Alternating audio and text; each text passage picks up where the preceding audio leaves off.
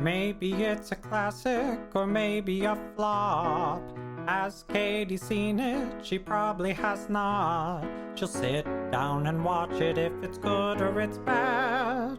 Hey, have you seen this? No, Katie hasn't seen that. Hi, I'm Katie, and if I had a nickel for every time someone said to me, wait, you haven't seen this movie? Oh my God, you need to see this movie, I'd be very rich. So this is my podcast where I finally watch those movies you all have told me I need to see, and I tell you what I think. I am back with another episode of Community Choice. Katie hasn't seen that. And this episode is on Bill and Ted's Excellent Adventure. Dun dun dun. This movie is from 1989. Okay, I need some 90s movies. I need some movies from other eras. This one's squeaking in right at the end of 1989, so maybe it'll have a 90s movie feel. But I am fully expecting a stoner movie, which I've seen a lot of stoner movies, and I am not a stoner, so I don't know what that says about me. But I've seen quite a few stoner movies, have not seen Bill and Ted's Excellent Adventure. This is an adventure comedy. It's rated PG. So, can't talk about stoner stuff too much. Is this not even a stoner movie? Am I going to be like thinking this is about weed and stuff? Like a Seth Rogen movie from 1989, but it's just not even that at all. It's just two guys having a grand adventure. Okay, I think I'm having a small existential crisis. It's fine. I know Keanu Reeves is in this. Alex Winter is in this. I feel like Keanu had a bigger career than Alex Winter. I've been waiting to do a Keanu Reeves movie for Katie hasn't seen that for a long time. I kind of want to do Speed, the movie Speed, for Katie hasn't seen that, not the drug. Oh God. Okay. Also, is this a good time to bring up that I've never seen Dirty Dancing? I don't know why I've been thinking about that. Is that one I should add to the list? Is Dirty Dancing even good? I knew that Jennifer Grey and Patrick Swayze were in it and they hated each other. And I almost want to watch it to see if I can tell that they hate each other while I'm watching it. But I digress. Bill and Ted's Excellent Adventure. I think it's about two high school students who do drugs and go on a wild adventure together. That is the best that I can grasp about this movie, because I feel like the only thing I've ever heard about this or seen is Keanu Reeves going like, all right, or I don't know, things like that, like surfer dude lingo. This is one of 4 movies that were picked during a poll that I hosted in my Discord channel for Katie Hasn't Seen That, where everybody got to vote on like 30 plus movies. And this was one of the top 4 that got selected. I know this movie's popular. I know they made a second one called Bill and Ted's Bogus Adventure, I think, but I do not believe that that was as well received. It's kind of like when they made Dumb and Dumber When Harry Met Lloyd. I think it kind of had that same vibe. They waited too long in between sequels. But I don't know. I haven't heard much about the Bogus Adventure one. Upon further inspection, it's called Bogus Journey. Excuse me, I stand corrected. This is a comedy, which I'm really looking forward to. I've watched a couple comedies for Katie Hasn't Seen That, but very few of them have gotten more than a... So I'm hoping that this one will actually make me LOL, as the kids say, laugh out loud. Not like when you type LOL on your phone, but your stone cold face and you're not even feeling the emotion of laughter. You all know what I'm talking about. How many of you have sent a message in all caps, LOL, and you're not laughing, okay? You're not laughing out loud. You're merely acknowledging that it is a funny thing that you have received. Okay, I've been all over the place. I think this movie might be all over the place. So I'm going to tell you the ratings before I watch this. It has a 7 out of 10 on Internet Movie Database, 81% on Rotten Tomatoes, 50 on Metacritic. So I don't know what's going on with Metacritic there. And 90% of Google users like this movie. Bill and Ted's Excellent Adventure. People have seen it. I have not. So I'm going to go watch Bill and Ted's Excellent Adventure and hope that I have an excellent time. And then I'll let you all know what I think. I have returned and I watched Bill and Ted's Excellent Adventure. Who is this movie for? Like, is it a kid's movie or is it for adults? This is the most stoner movie I've ever seen without any mention of weed. It's like, are these kids just kind of stupid or are they just smoking the reefer all day? didn't know what I was getting into when I started Bill and Ted's Excellent Adventure. I had no idea that this was a time travel movie. Literally did not see that coming. I don't know what I thought, but I was like, it's Bill and Ted's Excellent Adventure. Didn't suspect time travel at all. Though it was interesting, George Carlin's in this. And he plays like a pretty big character in it. He plays Rufus, who kind of helps control or explain the future and the time traveling phone booth. I've never seen Doctor Who, but there was some Doctor Who vibes. I'm assuming it's called a TARDIS. I know that much from Doctor Who, but I also don't understand what the TARDIS does. But I feel like this is similar. This is similar TARDIS vibes, maybe. Does the TARDIS time travel? All I know is in Bill and Ted's Excellent Adventure, they have a phone booth that lets them time travel. And I feel like that's all you pretty much need to know about this movie. To summarize the movie as best as I can and as quickly as I can, legitimately, it's because Bill and Ted want to be in a super crazy, awesome rock band, but they're also not doing well in history class. So their teacher gives them an ultimatum like, you need to do well on this history report that you're giving tomorrow, or you two are just not going to succeed in history. And they somehow, Bill and Ted, fast forward to the end of the movie, apparently their band becomes so big that it changes the future.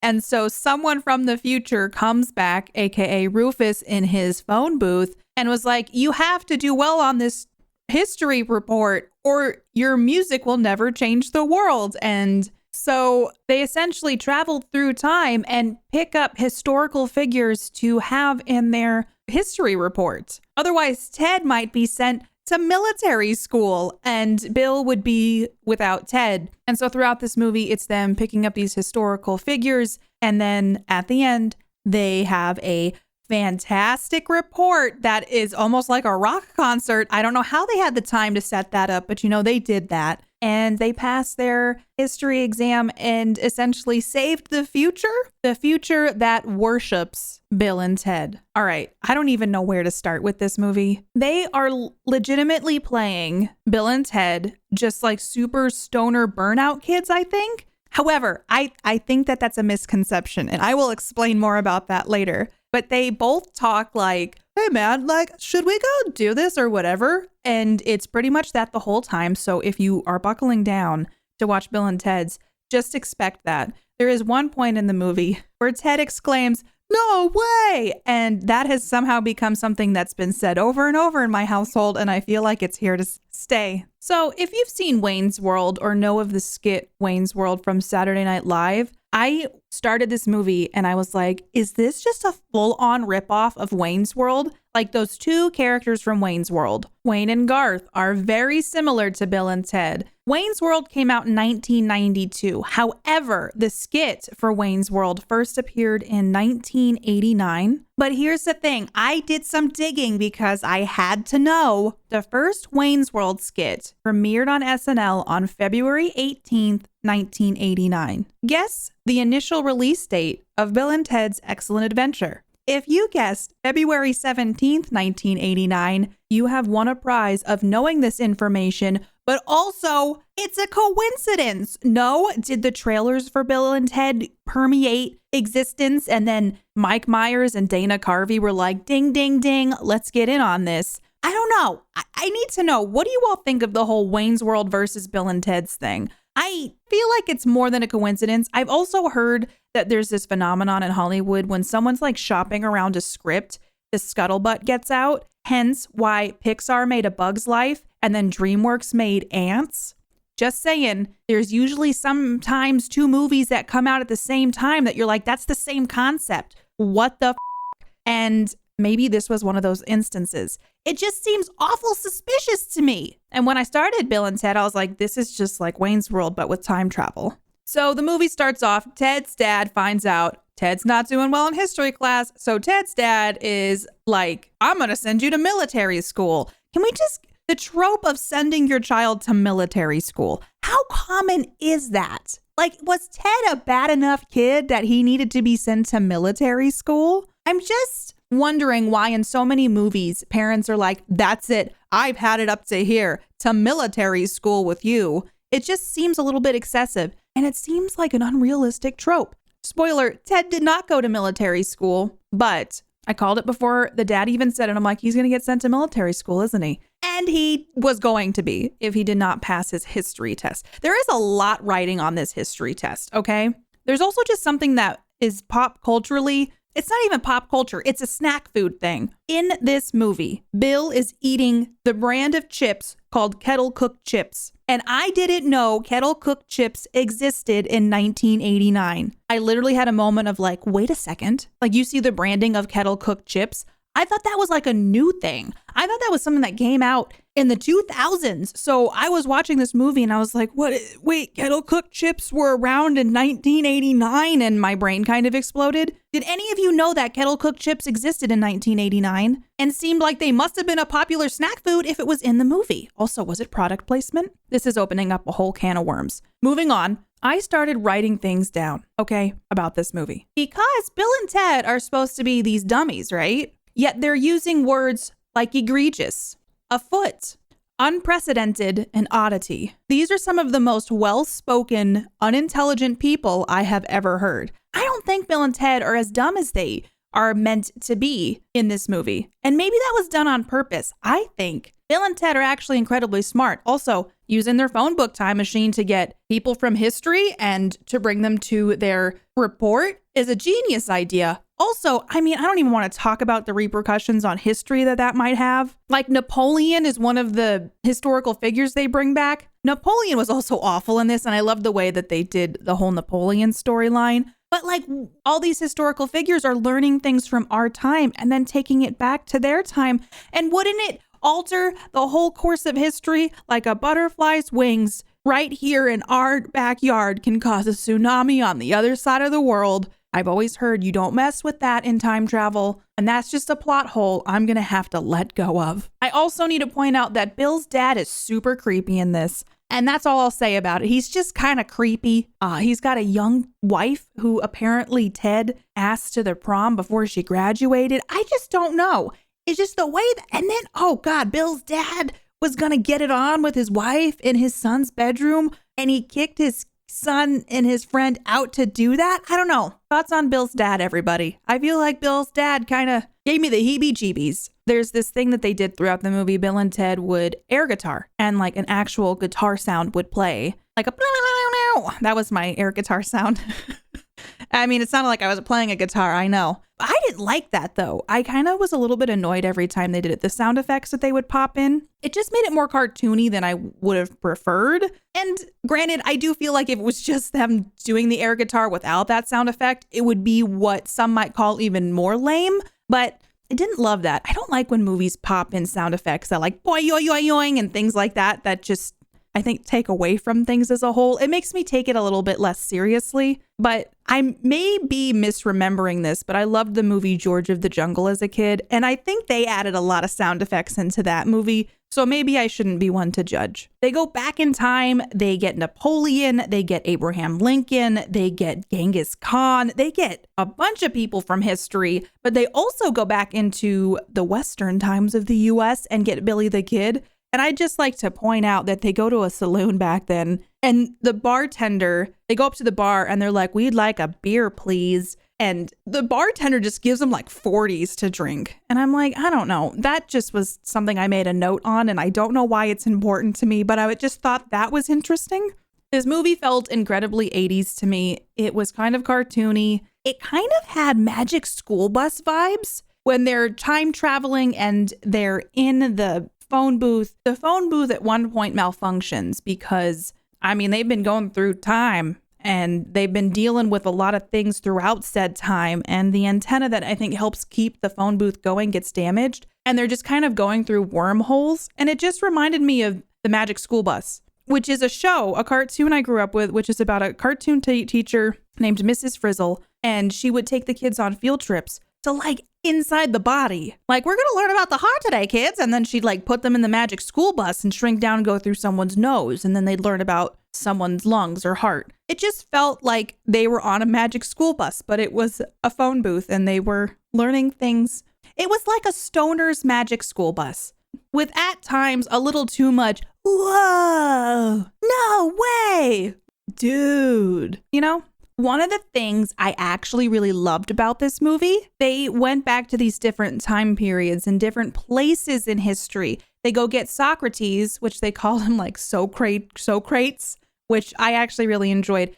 I went to college and I actually started out as a media theater arts major. And surprisingly, there was a class I took where I had to watch classic films and take tests on them and write reports on them. And cut to now, who would have thought? But I switched my major to psychology and philosophy, a minor in philosophy. So I've learned a lot about Socrates and Plato and Rene Descartes and all the modern and historically ancient philosophers. So I love that they had Socrates in this. But one of the things I really liked is when they found Napoleon, when they found Socrates, when they went to these other countries in the ancient times, they kept it in the like normal language that was spoken back then. Like Napoleon was speaking French. So they kept it in the language that those folks would have spoken when they were alive. And I really like that because I feel like a lot of movies tend to go the route of, we'll just make them have a British accent. That way, it's like, they're from another place. So Socrates would have been like, oh, hello, boys. It's me, Socrates. Welcome to ancient Greece. I also think it added a dynamic of, well, Bill and Ted couldn't understand some of these people. It added a fun dynamic. But I just really appreciated that. It didn't feel like a lazy way of dealing with that specifically and not going, oh, just give them a British accent. It'll show the audience that they're, they don't speak the same language. So I really appreciated that. And I just got startled because I looked up Socrates and I have a page pulled up and I forgot that his cause of death was execution by forced suicide by poisoning. And damn, I'm just so glad we don't live back in the old times. I'm just going to throw that out there. At least Socrates got to go on an adventure before that with Bill and Ted, because this is canon now. Everything that happened with every historical figure in this is true. So I watched this with Mark and Mark had a great thought about this. If you've ever seen Dude, Where's My Car, which I have, everyone's like, you haven't seen The Godfather or Scarface or 2001 A Space Odyssey, but yes, I have seen Dude, Where's My Car. Okay. Mark mentioned that Dude, Where's My Car is essentially a Bill and Ted's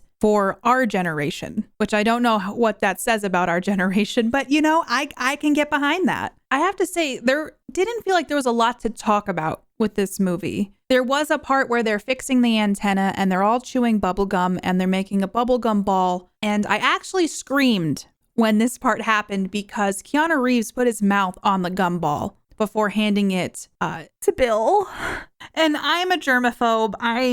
This is who I am. I don't like sharing drinks. Okay. I don't want to let you have a bite of my food. Like, let's just not do that. It's not sanitary. I don't know where your mouth's been. Okay. And in this movie, they're making this gumball to hopefully fix the antenna, and each historical figure is chewing gum. They take it out of their mouths. They put it on the gumball. They hand it to the next person, and it gets to Keanu Reeves, and Keanu Reeves puts his mouth on it to put his gum on it. And I literally screamed. Please tell me I'm not alone in this. It was a lot for me to handle, but I got through it. But I need to know I'm not alone. That's so gross. Okay. I'm not sure I'll ever recover from that, but I think that's one of the most memorable things from the movie for me. The ending, it was fine. They had their report. It was a little awkward. It was kind of a goofy way to tie it all together. Before all this, Bill and Ted dropped off the historical figures at a mall, and things just go amok. If you can imagine Genghis Khan loose in a mall, as well as Joan of Arc, who took over an exercise class. I don't know. There was a whole prison sequence but we eventually land at the history report time, and it all goes well. Everything goes well. So they send each person back to where they came from. There was a time they went back to England in the medieval-esque times, and Bill and Ted meet two lovely ladies, young ladies that Ted calls the babes, and they were to be married to two very ugly, old, mean men, I think. And so Ted was like, we have to save them, but they had to travel and, get more historical figures for their report. So at the end of the movie, Rufus shows up and brings the two babes for Bill and Ted. And they show up, and apparently the two girls are in the band that changes the future of our world. Because Bill and Ted are kind of like idols in the future, like gods of a certain sort is what I got from it. But the girls show up and they're like dressed in 80s clothes, and Rufus is like, I saved them. And Bill and Ted each get a girl. And then, I don't know, like it was just kind of weird and it felt out of place and kind of like unnecessary. But I feel like a lot of times movies do that. They're like, we have to have a romance aspect because we got to hit all the margins and we got to make sure we get all the demographics. And it just felt weirdly out of place for me. I don't know. The ending of the movie was a little lackluster. This is the thing I'll say about Bill and Ted's. I watched it and I didn't like mind it. It wasn't at all what I expected, but I kind of forgot about it immediately after I watched it. And I won't lie to you, this is several days later that I'm recording this, and I'm like, oh, I gotta record Bill and Ted's Excellent Adventure for Katie hasn't seen that. So here I am. I'm giving you my review. I don't even have my review yet for it. I have my rating thing here and I don't even have what I gave it. So this is going to be an on the fly. Katie hasn't seen that review. I'm not mad that y'all made me watch it. It was just kind of there. It really wasn't anything special. I feel like some people are like, oh my God, I love Bill and Ted. I actually had something pulled up the other day and someone in their background had a huge ass tapestry of Bill and Ted. So there are some people out there who absolutely love this two pieces. And I'm not one of them. Like I saw it and I'm like, do I want to even watch Bill and Ted's Bogus Journey? Like, is that even a thing that I should do? It just wasn't very memorable to me. All right. So I'm going to give it a rating. I will say I did enjoy this more than other movies I've watched for Katie hasn't seen that. So I'm going to give it a 6.5 out of 10 air guitar solos. So there you have it. I saw Bill and Ted's Excellent Adventure. I did. I watched it. There's still 2 more movies coming up for the community chosen Katie hasn't seen that episodes. And the next one will be another feature for that. But before I leave, we're doing a new segment where I am reading some comments from you all from either my Twitter, YouTube, or Discord channel on Katie Hasn't Seen That, where there's lots of incredible discussion about movies and the podcast and all that good stuff. So I watched Blade Runner last time, and boy, oh boy, there was a lot of discussion. Some people were upset with me. Some people agreed with me, and some people were like, that's fair. You're allowed to have your opinion, but you're wrong. So I'm just going to read a couple. I couldn't just choose one. So I chose a couple things to share today. The first being from Trance in Discord, who wrote a wonderful post with lots of good information and thoughts on the movie. But this part specifically stuck out to me. Trance says, I think Deckard is a replicant of some kind. Among other clues, that line is repeated at the end about who truly lives could be implying that Deckard isn't alive either. I'm sure there are holes that can be poked into anyone's theory whether or not he is or isn't a living human, but he is cold, antisocial, and as the protagonist of the movie, he sets the tone for it. This was something I meant to bring up in my review of Katie Hasn't Seen That. I forgot to mention that I thought Deckard could potentially be a replicant based on what the movie had presented us. So I was really happy that you brought this point up, Trance, because I agree. I think it's highly suspicious. And I do wonder if it was implied that Deckard is, in fact, a replicant himself. And I have another opinion to share from my YouTube, where Ryan's channel commented on my Blade Runner episode. And Ryan said, I couldn't disagree more with you on the execution of Blade Runner. I honestly feel like its story, while not perfectly paced, does such an amazing job beautifully exploring its mystery, characters, and overall themes on humanity. Its story is thoroughly engaging, and the way it unravels is both unpredictable yet emotionally resonant. The characters are all extremely layered, and the replicants are beautifully fleshed out, and how it executes its message perfectly complements the execution of the story itself and the mystery behind replicants and the humanity behind them. Thank you, Ryan, for sharing your thoughts on Blade Runner. I know that this is a movie that you probably loved. I definitely had a different experience with it, but it's also nice to hear the other side and hear what other folks think about these movies. Sometimes y'all tell me stuff and I'm like, you know what? I didn't think about it this way. And so I really appreciate those who do take the time to comment on my YouTube, on my Twitter posts, and also in Discord so we can continue these awesome discussions. That's it for me. I will be back with another episode very soon with another community highlight. And boy, I'm not ready for this one. So I will catch you all in the next episode. If you want to hang out with me more, or if you just want to yell at me for my thoughts on a specific movie, I stream over on Twitch at www.twitch.tv/KatiePetersPlays. Also, feel free to follow and chat with me on Twitter at PlayKatiePlay and on Instagram at KatiePetersPlays. Music written and performed by Mark Can Do It. Katie Hasn't Seen That is a part of the Geek Generation Network. Until next time, keep your popcorn warm for me.